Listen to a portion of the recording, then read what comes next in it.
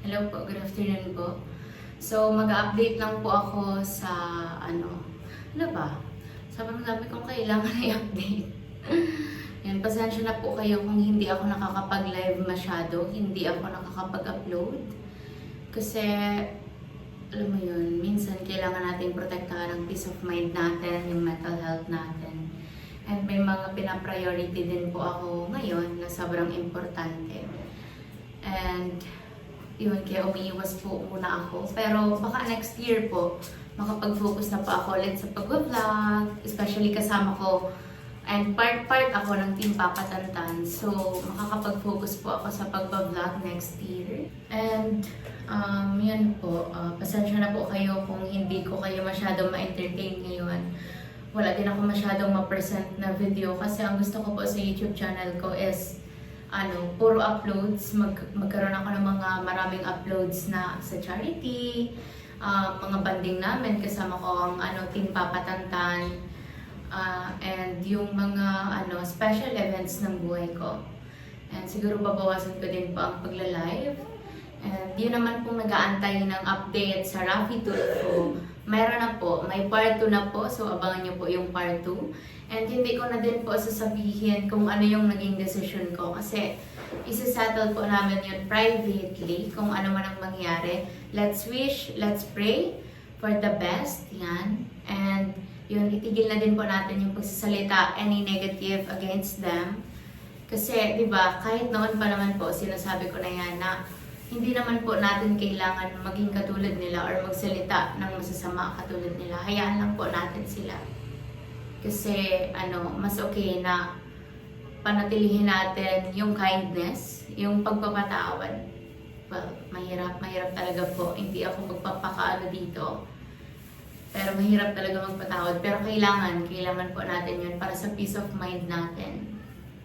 So yun, isasettle po namin yun privately. Huwag na din po kayo magsalita any negative against her.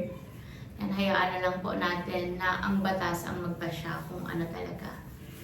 And yung regarding naman po sa pag-alis ng ibang mga founders, pasensya na po kayo if if feeling nyo po na disrespect ko kayo dun sa part na hindi ako nakapagpaalam na makikipag-collab. Well, may pinaalaman ako na isa, pero yun, hindi. Tawag dyan, dinedenay na hindi ako nagpaalam. Pero hayaan na po natin. And yun, biglaan din po kasi yung pagiging part ko ng Team Papa Tantan. And sobrang grateful po ako na naging part ako ngayon ng Team Papa Tantan. Kasi, di ba kung makikita nyo, hindi na ako mag-isa, ang dami kong kasama, may mga nagme-mentor sa akin, may mga nag-a-advise sa akin. Hindi lang sa pagbablog, kahit sa mga pinagdadaanan ko sa buhay, may mga nag-guide sa akin. Sobrang na-appreciate ko po ang pag-guide ng mga titas, mamis dito sa social media. Pero iba pa din po kasi yung mga taong nakakasama mo and mga taong pinagdaanan yung sitwasyon mo. Kaya, yun, sana po maintindihan nyo ang naging decision ko na pagsali ko sa Team Papa Tantan. Kasi, hindi lang para may kasama ako. Hindi lang ako sumali sa Team Papa Tantan para magkaroon ako ng kasama para sa companionship. Hindi po. Siyempre, mga vlogger din sila. So, magbibigay ko yung entertainment sa inyo. Kasi nawala yun eh. Diba? Nasanay tayo sa love team. Nasanay tayo sa puro kilig-kilig. Diba? Nasanay po kayo na may kasama ako. Nalulungkot din kayo pag mag-isa ako.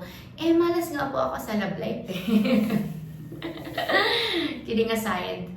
Yan. So, yan po ang naging decision ko. Nag-join ako sa Team Papa Tantan. Hindi lang para sa companionship. Hindi lang para sa kasi si Papa Tantan is ang magiging major sponsor ko po talaga sa charity. Hindi lang dahil doon, pero para din mabigay ko yung entertainment para sa inyo. Yung entertainment na wala man akong partner, but still masaya po kayo, napapasaya ko kayo, napapasaya namin kayo. Diba, yun naman po ang importante sa pagbablog, yung entertainment sa inyo. And sobrang importante po kayo sa akin, kaya naging ganun din po yung decision ko. Kasi gusto ko na masaya kayo, iwas kayo sa stress kasi especially mga mga seniors ang supporters natin. gusto ko palaging happy-happy lang, palaging yung vibe ba. Gusto ko palaging hindi kayo nasa-stress, hindi ka nag-iisip ng negative kasi hindi po maganda sa mga supporters na na seniors. And kahit noon pa naman po sila talaga ang iniingatan ko. And ano pa ba? Yun, sa pag-alis po nila, sinabi ko naman na po yan noon, hindi po ako magbe-beg sa mga tao. Well, sobrang grateful po ako, pinapasalamat ko lahat po ng naitulong sa akin. Lahat ng memories, ita-treasure ko yun lahat-lahat. Pero sabi ko nga po, hindi po ako magbe-beg. Hindi aabot sa point na magbe-beg ako para magstay ang gustong magstay. Kasi sabi ko nga po, may freedom po kayo. Pwede nyo ako suportahan, pwede ding hindi. Pwede kayong manatili, pwede ding hindi. Nasa sa inyo po yun. Ayaw ko lang po mag-beg. And nag-explain naman na po ako sa side ko kung bakit ganun ang naging decision ko sa pag-collab sa Team Papa Tantan. In-explain ko na po yun. If hindi pa po enough yung explanation ko at kailangan ko pang umalis sa Team Papa Tantan, parang sobrang unfair naman na po yun sa akin. Especially napapasaya po nila ako. Diba, ang niyo po is maging masaya ako. Masaya po ako sa Team Papa Tantan. Bakit kailangan ko pong umalis? Tapos, yung regarding sa mga sponsors, thank you so much po sa pagtulong niyo sa akin, sa lahat-lahat ng pagtulong niyo sa akin hanggang ngayon. Sa mga patuloy na tinutulungan ako, thank you so much po. Pero, ang journey po kasi ng buhay ko ngayon is i-rebuild ang sarili ko, i-rebuild ang community, maging masaya ang community, yung genuinely happy, walang backstaban, walang paninira sa mga co-founders or sa mga members, sponsors sa likod nila, sa akin. So yun po ang gusto ko sa community ngayon, and sana ngayong 2026 is mangyari yun. Yan, let's pray for the better, let's pray for the best. And yan, spread positivity po, spread kindness, yan. Marami na magsasabi na parang feeling Maria Clara ako or hindi makabasag pinggan niya. Hindi po yan totoo. Tignan niyo naman ang suot ko, di ba? Revealing po. Pero yan, never ko naman po kinlaim na perfecto akong tao, perfecto akong babae, perfecto akong anak kasi hindi po ako perfectong anak. Ang dami ko din pong flaws, ang dami kong pagkakamali, may mga weaknesses din po ako, and isa na doon ang love life. Pero, yun, inaano ko yun ngayon, wino-workout ko. Pero, yan, sana maintindihan nyo po, and sana i-respeto nyo ang naging decision ko. And, yung regarding sa Tulfo, ganyan-ganyan yung update doon, hayaan nyo na lang pong i-keep ko yun privately. Yan, thank you so much po sa inyong lahat. Sa walang sawang pagsuporta sa akin, sa walang sawang pagmamahal, kahit umiiyak tayo, kahit nakikita nyo na nasasaktan ako, kaya nga po hindi ako nagpapakita sa inyo. Alam niyo naman po ako, tinataguan ko kayo pag impin ako. Kasi alam ko na pag umiyak ako, iiyak din kayo. And alam ko na pag masaya ako, masaya din kayo.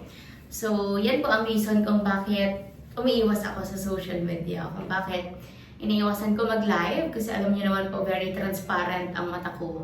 Very transparent ang ang pag-show ko ng emotions ko, ng real emotions ko. So, kaya po iniiwas ko talaga na mag-live or magpakita sa inyo.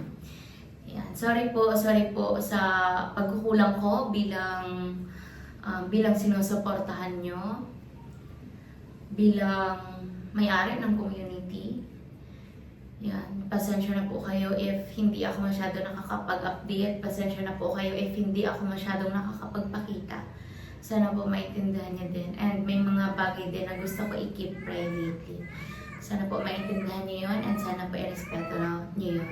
So yan, lang po tayo. I-respeto natin ang isa't isa. Mahalin natin ang isa't isa in a way na hindi natin sinasakal ang ibang tao and hindi natin naapektuhan ang ibang tao. Yan po. Basta ginagawa ko man po lagi ang best ko para sa inyo, para sa family ko, para sa sarili ko. Thank you so much po. I love you all mga kamedit. Huwag na po kayong malungkot. Yan, magpakita po ako sa inyo live soon. Yan, abangan nyo lang po. Thank you so much po. I love you all. Mahal ko po kayo, Team Medit. Sa lahat ng mga naging founders ko, sa lahat ng mga naging sponsors ko, sa lahat ng mga naging community ko, sa mga umalis, sa mga nanatili. Thank you so much po, and dadalhin ko po ang mga memories natin ngayong 2025, yung mga happy memories natin sa 2026, and yung mga lesson na natutunan ko, ikikip ko talaga po yun. And yan, Merry Christmas po, Happy New Year. Yan, thank you so much po sa lahat-lahat ng thank you po sa pagiging part ng journey ko, sa pagiging part ng 2025 ko, 2024. Yan, thank you so much po. God bless you all po. Yan. Huwag po kayong mag-alala, wala po akong sama ng loob, wala po akong galit, wala po akong yan. Sabi ko naman po noon pa, ayaw kong magtanim yan. Ayaw kong magtanim ng sama ng loob kasi ayaw kong maging negative na tao. So yan. Sana kayo din po. Sana yan. Hayaan na lang po natin sila. If may marinig po kayo na negative, hayaan na lang po natin. Let's ignore it. Di ba? Kasi hindi naman yan sa atin makakatulong. So, focus lang tayo sa positivity, sa kindness, sa community, and sa ating kaligayahan. So, yun. Thank you! Love you!